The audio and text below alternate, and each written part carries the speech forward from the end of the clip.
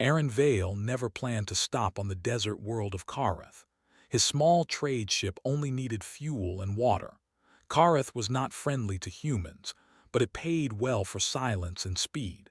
Aaron had learned long ago to pass through dangerous places without being noticed. He kept his head down, spoke little, and never stayed long. The spaceport was loud and harsh. Tall alien workers moved crates with long arms and sharp eyes. Their skin was dark blue and rough like stone. Aaron kept his hood low and walked fast. He only wanted to refuel and leave. While waiting for clearance, a public announcement echoed across the port. It spoke in the local language, but Aaron understood enough. There was a legal hearing in the High Hall, a noble dispute. The words claim, succession, and judgment stood out. Most travelers ignored it. Noble fights were common and deadly. Aaron should have ignored it too. But as he passed a wide-open gate near the port, he saw guards pushing a young alien woman forward. She stood tall, but her hands were bound. Her clothing showed she was of high rank, yet the guards treated her like a criminal. Around her, officials shouted and argued. Aaron paused. He told himself it was not his problem. Still, something felt wrong. Inside the hall, a large crowd watched from stone seats. At the center stood a raised platform where elders sat in a half-circle. Their eyes were cold and judging. The young woman was placed alone before them. One elder spoke loudly, reading from a glowing tablet. Aaron listened carefully. The words sounded strange. The elder claimed that the woman's right to rule had expired because her bond ritual was incomplete. According to him, the law was clear. She was unfit to rule. The woman spoke in reply. Her voice was calm but tight with anger. She said the ritual was completed correctly and that the elder was lying. The crowd murmured. Some laughed. Aaron's chest tightened. He realized the problem. The elder was using an old translation of the law. A human trader had once shown Aaron the updated version years ago. The words bonded witness had been replaced with living witness. It changed everything. The woman was right. Aaron's heart pounded. He was just a trader, a nobody. Speaking up could get him killed. Humans had no standing here, no protection. He took a slow breath. He stepped forward. The guards noticed him too late. A murmur spread as the small human walked into the open floor of the hall. The elders frowned. One guard raised a weapon, but another stopped him. Curiosity won. Aaron bowed slightly, the way humans bowed to show respect without submission. "There is an error," Aaron said in simple words. He spoke clearly, not loud. "The law you read is old. The meaning has changed." The hall went silent. One elder leaned forward. "You are nothing," he said. "You do not speak here." Aaron swallowed. "I am nothing," he agreed. "But the law still matters.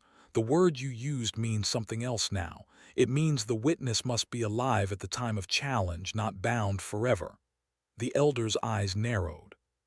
He checked his tablet. Others did the same. The silence stretched.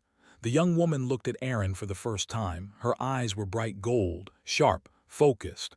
One elder hissed softly, "This human speaks truth." Anger exploded across the platform. Shouts followed.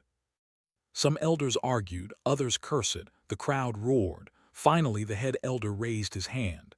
"The claim stands," he said coldly. "The challenge is invalid. The law supports her." The hall erupted again, this time with shock and fury. The guards cut the woman's bindings. She straightened her shoulders. Power returned to her stance. She did not smile. She only looked at Aaron again.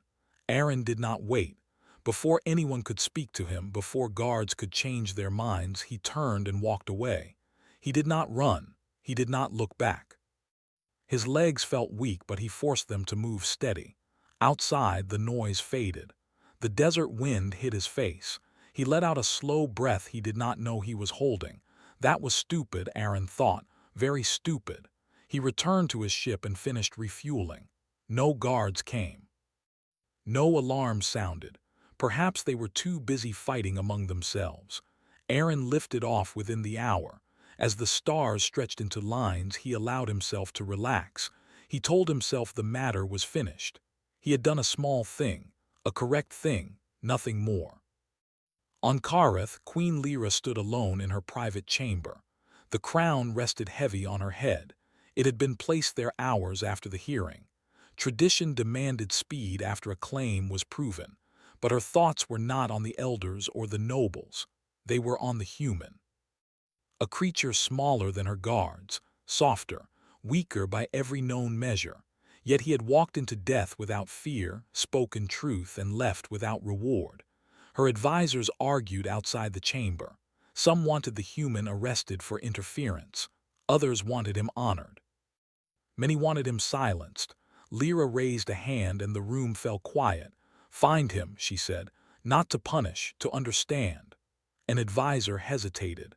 "By ancient custom," he said slowly, "the one who preserves a ruler's claim becomes bound to the throne." Lyra turned her golden eyes on him. "Then the law binds us," she replied. Far from Kareth, Aaron checked his navigation screen and plotted his next jump. He felt uneasy, but told himself it was only nerves. He had no idea that, by speaking one sentence, he had tied his fate to a crown, and the galaxy had noticed. Aaron Vale had thought he was safe. Weeks had passed since Kareth, since he had stepped into that hall and spoken one simple truth. He had returned to his trade routes, hauling fuel and rare minerals between isolated systems.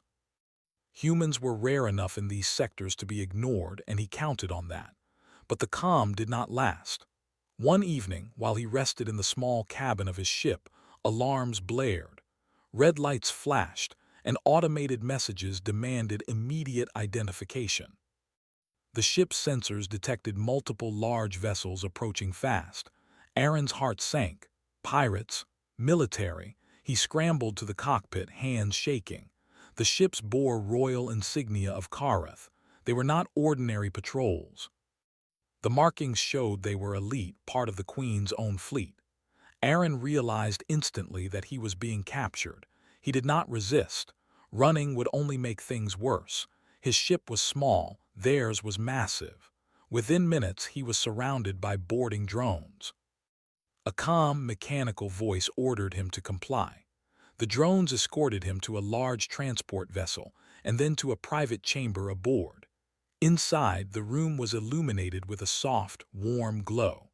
At the far end, seated on a high chair of polished stone and metal, was Queen Lyra. Her presence filled the room. She looked the way she had in the hall, only now taller, more confident, more dangerous. "You are Aaron Vale," she said, her voice firm but calm. "You do not know me, but you have changed my life. You corrected the law that others tried to twist." Aaron's first instinct was to speak, to demand release. "I don't belong here," he said quickly. "I never asked for this. You can't." "You are bound," Lyra interrupted, her eyes steady. "By law, the one who preserves a ruler's claim becomes royal bound. You cannot refuse." "You cannot leave Kareth." Aaron froze. The term royal bound flashed in his memory. He had heard rumors from travelers about such laws, but never imagined it could apply to him. It was not a gentle rule. Humans captured under this law could not be harmed, yet they had no freedom. They were tied to the ruler's life, duty, and commands. I don't want this," he said slowly, trying to understand. "I didn't do it for reward, I only—" "You saved my claim," Lyra said. "That is enough. By law, you are mine legally until the end of my reign or your death. I do not wish to harm you. You will have food, protection, and respect. You will also follow my summons when called." Aaron felt a mixture of relief and dread. Protection and respect were good, but the law's chains were invisible yet real. He could not leave. Every trade run, every plan, every freedom he cherished gone. "You will live in the palace," Lyra continued. "Your quarters will be comfortable. You will eat with the staff if you wish, move freely in public areas under guard, and have access to the council chambers. But you are not free." Aaron ran his hand over his face. "I don't know what to say. I never asked." "You do not need to say anything," Lyra replied. "Do not speak unless you wish to. Do not act unless required. Learn, watch, observe." And do not forget, by your words the law binds us. For days, Aaron adjusted to palace life. The structure of the place was strict. Guards followed every protocol. Servants bowed as they passed. Council members gave him wary glances. But humans were an oddity here, and no one dared act openly against him. Aaron noticed that, despite the law, Lyra consulted him privately. Not on matters of ceremony, but on real issues: trade disputes, worker strikes, resource allocation. He gave simple advice, using logic that made sense to humans but surprised the alien council. "You see," he said once in the council chamber, "if the water reserves are moved based only on population, some regions will dry out while others overflow. It's better to track actual usage and refill where needed. That's all." The council members murmured among themselves. Some were shocked, some annoyed, but Lyra nodded quietly, acknowledging the correctness of his words. Aaron realized slowly that though he had no freedom, he had influence, not through titles or orders, but because he saw things differently. Lyra began visiting him more often. She asked questions not about politics but about life, about humans, about the strange way he spoke calmly in situations that would terrify most aliens. "I don't understand your species," she said one night as they looked out over the glowing city. "You are small, weak, and fragile, yet you face danger without fear. You speak truth without expecting reward. Why?" "I guess we just survive," Aaron said, shrugging. "Humans adapt. We care about what is right, not just who is strong." Her golden eyes lingered on him.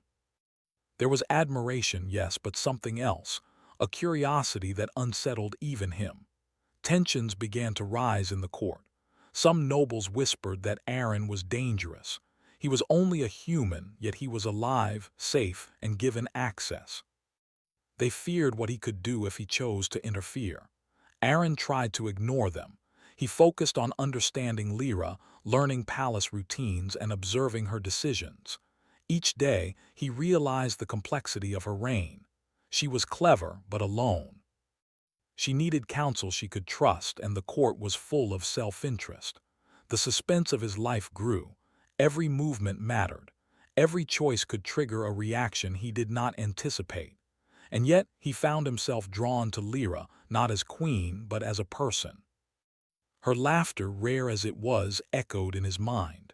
Her quiet confidence fascinated him. One evening, a sudden alert broke their calm. Sensors detected an intruder near the royal archives. Aaron was ready. He did not grab a weapon. He simply analyzed the situation, suggested a route to intercept the intruder, and the palace guard followed. The intruder was caught without harm. Lyra watched silently, a faint smile forming. "You are more useful than I imagined," she said softly. "More human than I thought humans could be." Aaron leaned back, tired. "I just noticed things," he replied. "Nothing more." But nothing more had consequences. By law, he was hers. By choice, she began trusting him. By accident, humans had walked a line between survival and influence for centuries. And now, he was stepping into a world where influence meant life or death, love or duty, freedom or chains. He had no idea that this was only the beginning. Aaron Vale had learned to keep calm. Weeks in the palace had taught him rules, routines, and the quiet tension behind every conversation. He knew he was bound to Queen Lyra by law, yet he still felt like a guest in someone else's life. That illusion of safety shattered the day the warning came. A messenger arrived in the early hours. He was panting, small burns of fear on his skin. "My queen," he gasped, "Lord Verk moves against you. He claims your crown. The fleet is divided. The palace may be attacked tonight." Lyra's golden eyes narrowed. "How far?" she asked. "Hours," he said. "He strikes before the first sun rises." Aaron's stomach tightened. A political rebellion was one thing, a rebellion with warships and soldiers was another. Humans had survived wars, yes, but never in a court where every move was watched and every failure punished by death. He stepped closer. "You need a plan," he said, voice low but steady. "We can't just hide. We have to act first but quietly.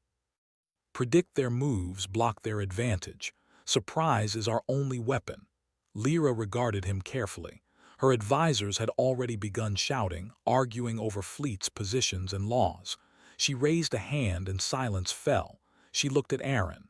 "Do you truly think you can help?" "I don't think I know," he replied simply. "We move before they do, that is all." The queen considered this. She had few options. Her court was divided. Lord Verk had allies inside the palace, spies in the fleet, and soldiers loyal to his name. Aaron's human logic, simple, unshakable, and outside their complex politics, was the only clear path she had. She nodded. "Very well, you will guide me." The night fell, and with it tension. Guards moved silently. Aaron examined maps, fleet data, and patrol routines.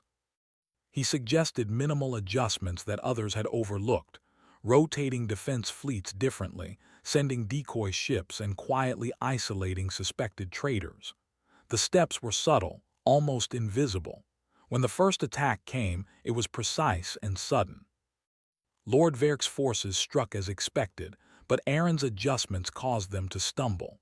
They assumed the Queen's defenses were weak, only to find traps waiting, traps built on foresight, patience, and observation rather than brute force. In the palace, chaos erupted. Alarm bells rang. Couriers ran, soldiers shouted, and the Queen's advisors argued loudly. Yet Aaron remained calm. His eyes scanned, his mind worked. Every small movement of the enemy was anticipated. Every opening closed before it could be exploited. The human's approach, adaptable, quick, practical, was alien to the court.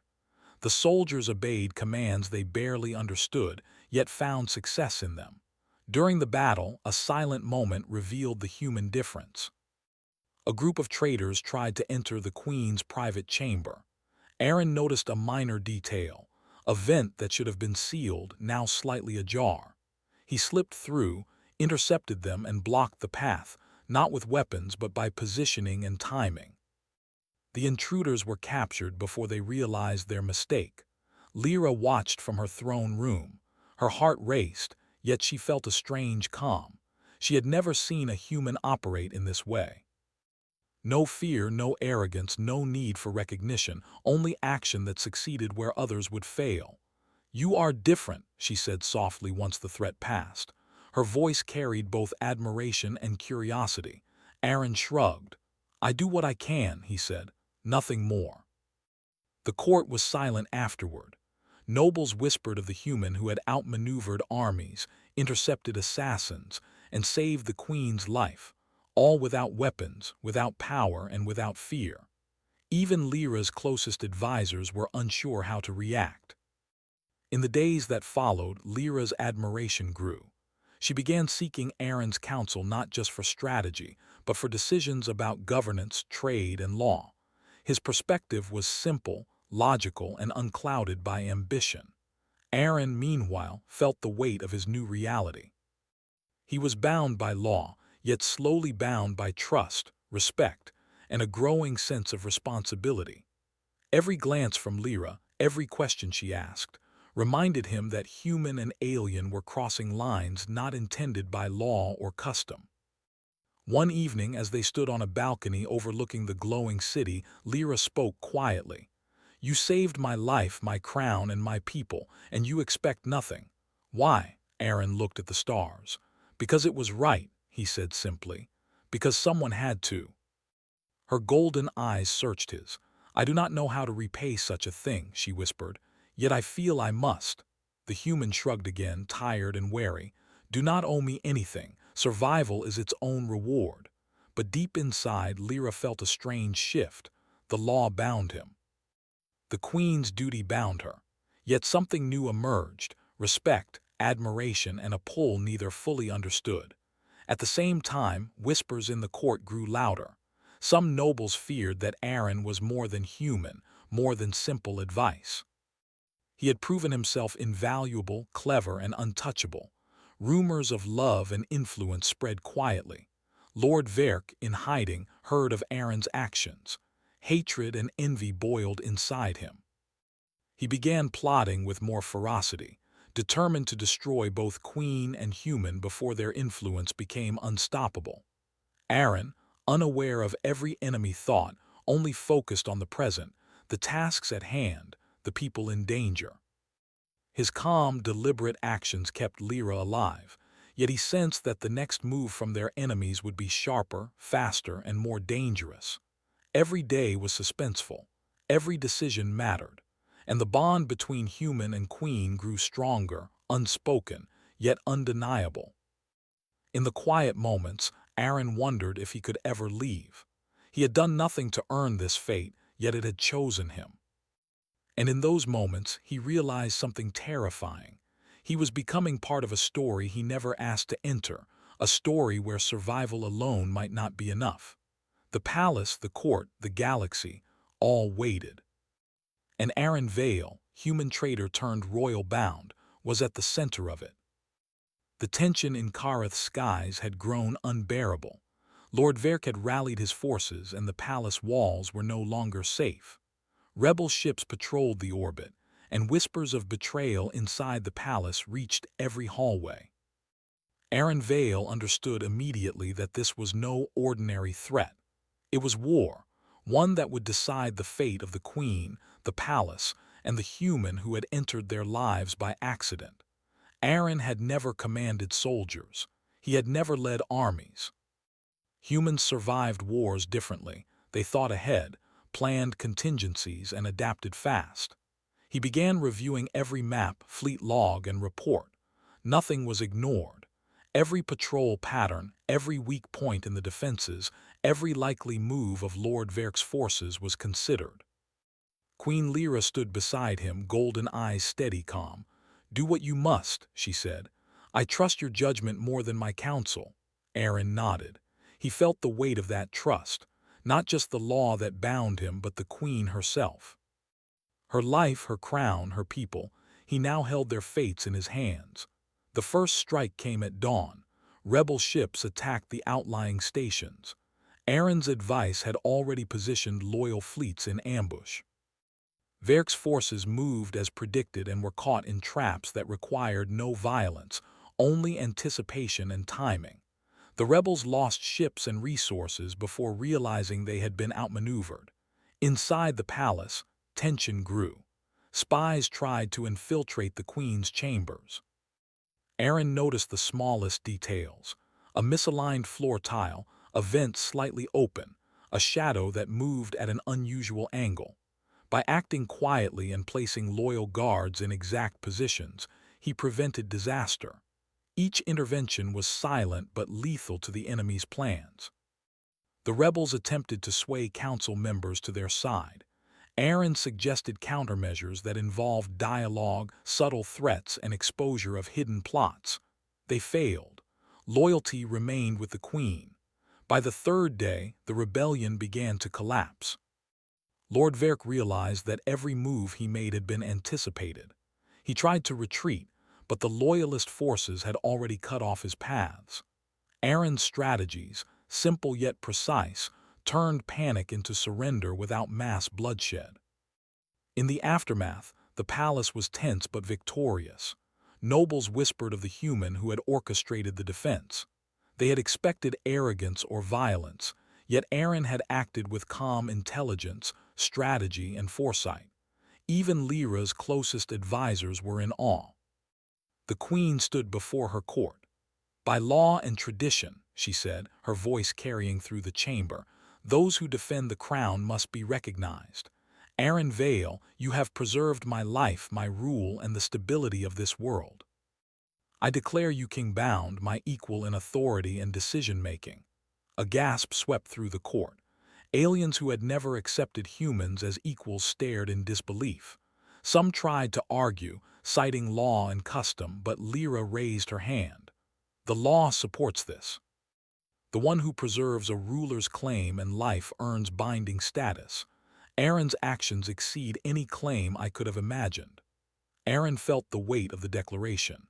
He had never sought power, wealth, or status. He had only acted because it was right, because someone had to. And now, by law and choice, he was a king in his own right, tied to the queen and the empire. In the private chambers, Lyra approached him quietly. "You did not ask for this," she said, voice low, "yet you hold more power than anyone imagined." Aaron shook his head. "I did what I could, nothing more," her eyes softened. "Yet it is enough. You have changed everything." The bond between them, once a legal obligation, had grown deeper. Respect had become trust. Trust had grown into admiration. And admiration, unspoken yet powerful, edged toward something more: love. Outside, the galaxy began to take notice. News of a human king beside an alien queen spread. Some empires prepared for war, expecting weakness. Others sought alliances, hoping to gain favor. Aaron understood that this was only the beginning. Leadership was more than strategy. It was diplomacy, patience, and the ability to navigate endless complexities. He had survived battles before, but the real challenge now was ruling. In quiet moments, he looked at the stars and thought back to the hall on Kareth, the day he stepped forward and spoke truth. A small act, almost meaningless at the time, had changed everything. He had not planned to be a king. He had only acted as a human would, calm, logical, and moral. And that simple humanity had reshaped an empire, preserved a crown, and won the trust and heart of a queen. The war was over, yet the empire still waited for what would come next. Aaron Vale, human and unexpected king, was ready to face it all. The empire had changed. News of a human king beside Queen Lyra spread across star systems. Some saw it as a weakness, an opportunity to invade. Others saw it as a chance to forge alliances with a ruler who combined alien power and human ingenuity. Aaron Vale had never sought attention, yet the galaxy now watched him. In the palace, life had settled into a careful rhythm. Aaron learned to walk the halls with purpose, to speak with authority, and to act without fear. Humans survived through adaptability, observation, and reason, qualities that now guided the empire. Lyra and he worked side by side. She had learned from him and he had learned from her. Together, they were a balance of caution and action, mercy and strength. Foreign fleets arrived, expecting weakness. Ambassadors demanded tribute, spies probed for secrets, and enemies tested defenses. Aaron did not panic. He studied each fleet, each envoy, each rumor. Every movement, every word was data. He made small, logical decisions that prevented conflicts without unnecessary violence. Ships were repositioned, treaties quietly strengthened, and spies were exposed before they could act. The human king acted with precision and calm. In the palace, the court adjusted. Nobles who had doubted him now sought his counsel. Some did so with resentment, others with awe. Aaron treated all of them the same, simply, fairly, and without arrogance. His advice often solved problems that the council had argued over for weeks. Slowly, respect replaced fear and grudging acceptance became loyalty. Lyra watched him during these days, her admiration deepening into something more. He did not seek attention, did not crave praise, and did not manipulate anyone. He simply did what was right. And in doing so, he had captured her heart. One evening, the queen and king stood together on a balcony overlooking the city. The lights below reflected the stars above. Lyra spoke softly. "You have changed everything, Aaron, not just the empire, but me. You make me see a path I never knew existed." Aaron looked at her. "I never sought to change anyone. I only act as humans do. We survive, we help when we can, and we speak truth when it matters." "You speak truth," Lyra said, "and in doing so you hold power stronger than any weapon. You have saved my people, my crown, and now my heart." Aaron felt warmth he had not expected. A small favor in a distant hall had led to this moment. A truth spoken simply had reshaped not just a kingdom, but a life. Together, they faced the galaxy. Aaron handled diplomacy with the same logic he had used in battle. Conflicts that might have erupted into war were resolved through negotiation, understanding, and the quiet authority of a human king who did not seek conquest but balance. The empire grew stronger, not through fear, but through respect and justice. Even the citizens noticed the change. Humans, once seen as weak and expendable, became symbols of reason, adaptability, and morality. Aliens learned to appreciate the value of human insight. And Aaron, once a simple trader passing through Kareth, had become a ruler, a protector, and a partner. In quiet moments, Aaron often reflected on the chain of events that brought him here. A small step into a court hall, a single sentence spoken to correct a mistake, a choice made without expectation. It had led to a crown, an empire, and a love that neither law nor chance could have predicted. Queen Lyra stood beside him, golden eyes bright, and whispered, "You belong here, Aaron, not because you were bound by law, but because you chose to act as you always do, human and king, equal to me in all things." Aaron nodded, finally understanding. He had not sought power. He had only survived, acted rightly, and faced danger without fear. And in doing so, he had become a king, a leader, and the heart of an empire. The stars beyond Kareth stretched endlessly. The galaxy waited, but Aaron Vale, human, bound by law yet free in purpose, stood ready. Beside the queen he had once saved, beside the empire he had helped shape, he knew one truth. Sometimes a small favor given without thought or reward could change everything. And for the first time, Aaron allowed himself a quiet smile. A favor, a life saved, a crown earned, not by ambition but by humanity. The empire was safe, the queen's trust was his, and the human who had once passed quietly through a distant hall now ruled with wisdom, balance, and heart. The galaxy would never forget the human who walked into a throne and became more than anyone expected. Did her a favor, then left. Now she owns me, loves me, and made me a king's.